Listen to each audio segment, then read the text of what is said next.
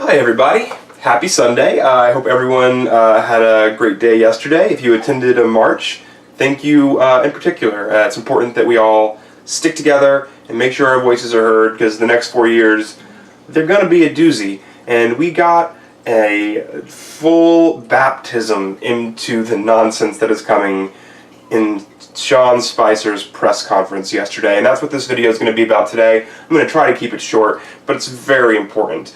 It is important to make sure that we call out and hold to account the administration when they decide to create alternative versions of reality, which is what happened yesterday. If you didn't happen to catch either the inauguration or the subsequent women's marches, you might have noticed a disparity in attendance. Well, this disparity in attendance was pointed out by many people, both photographically, with video evidence, and in writing, and it clearly got stuck in somebody's craw.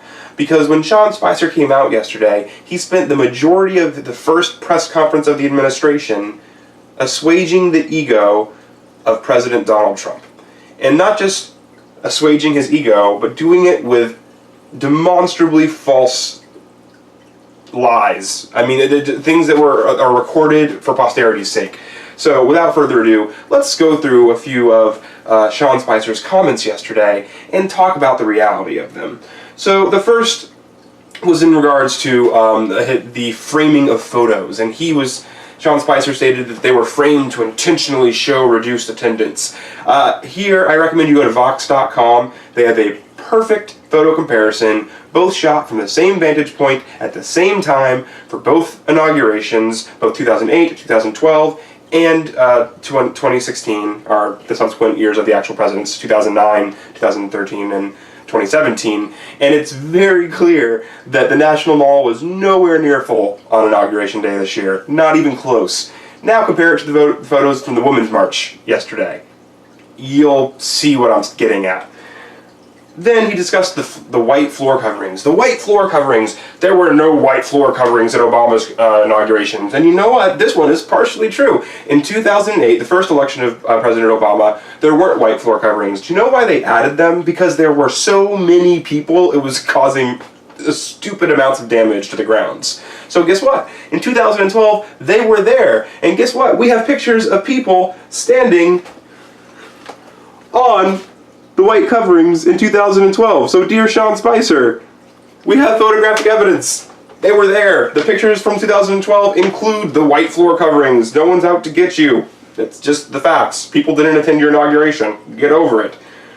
Also, and this one really blows my mind, he said there were also, so first, the National Mall was full, but if it wasn't full, Sean Spicer says that's because there were magnetometers going all the way back, and there weren't those weren't there for Obama's inauguration. And you're right, Spicer. They weren't there for Obama's inauguration. They also weren't there for Trump's inauguration. The Secret Service has come out and stated definitively that no magnetometers were used, or magnetometers were used to control entrance to the National Mall on inauguration.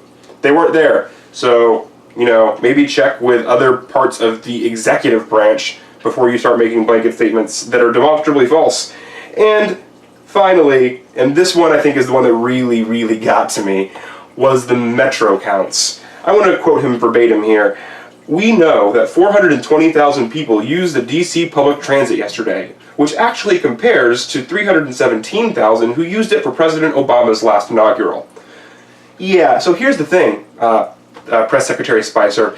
The Metro was tweeting out their statistics themselves directly all day Friday, and then gave us summaries all day yesterday. And in case you were wondering, CNN and several other places like Vanity Fair, because you know, they can at least be bothered to do their research, called the Metro to verify the final counts. And let's see, you said 420 for Trump, 317 for Obama. Problem with that is, Trump's entire day count for inaugural trips, 570,557. A respectable number. There's no need to be upset about that. That is a good size. No one's going to look down on you for that number. It's okay. You're not less of a man for it. But if you were wondering, Obama's first inauguration, 1.1 million trips. Obama's second inauguration, 782,000 trips. These are verifiable recorded numbers, dear Mr. Spicer. Maybe you should stop making shit up, because people are going to start holding you to account. Which brings me to the last thing I want to say today. We could talk about Trump's ludicrous performance at the CIA, his disrespectful decision to politicize a wall that memorializes agents who have given their lives in service of our country. We can talk about the fact that he alluded to another war in Iraq at the CIA yesterday. You don't believe me? Please go watch his speech in its entirety. Don't watch an edit, don't watch a clip, watch all 15 excruciating minutes of it, and you will see a man who is so obsessed with himself that he spouts whatever comes to the top of his head, even if he insinuates to other countries around the world that we are about to go back into Iraq for a new war just because. But again, I won't get into his ludicrous speech yesterday. What I want to do is to ask all of the people who are watching this, and anyone who attended the marches and who has this fire and this anger in their belly, this justifiable outrage, this concern for the future. After seeing the press conference yesterday, the first one of the new administration, one thing is abundantly clear. It is imperative that every one of us start supporting in a real, concrete way our journalists and our news agencies. Investigative journalism is going to be the only thing that gives us accurate information for the next 4 years. The Trump administration has just proven, again, that they cannot be trusted with facts.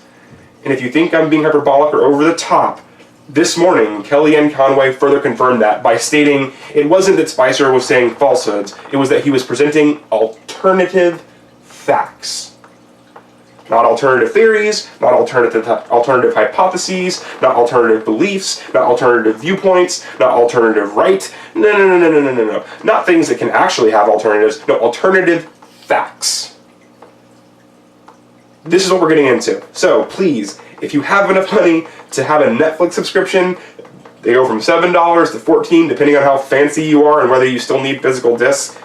Do you still need physical discs? I don't know. That's a different discussion. I don't understand that. But if you can afford a Netflix subscription, if you can afford a Spotify subscription, if you can afford a Hulu subscription, these things are around $10. I beg you, I implore you, please find a news agency with real journalists. Find a local newspaper. Find a local local PBS affiliate. Find a national newspaper. Find an online publication. Find someone who has actual investigative journalists on staff with real creds and give them money. Please, I beg you. I'm not saying you have to fund every single one. I'm not saying you need to pay for the Wall Street Journal subscription, which is pretty expensive. No, find something, even if it's small, even if it's $5 a month, to make sure that we are getting money and resources into the hands of the people who can make sure that we know what's actually going on in the world, who can make sure that we have facts, figures, photographic evidence, that we know what is happening.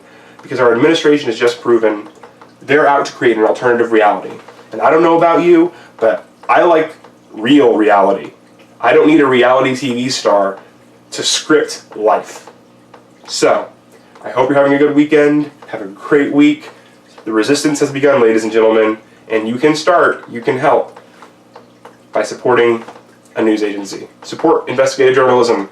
Make sure that we are not left out in the cold with alternative facts. Peace out, guys.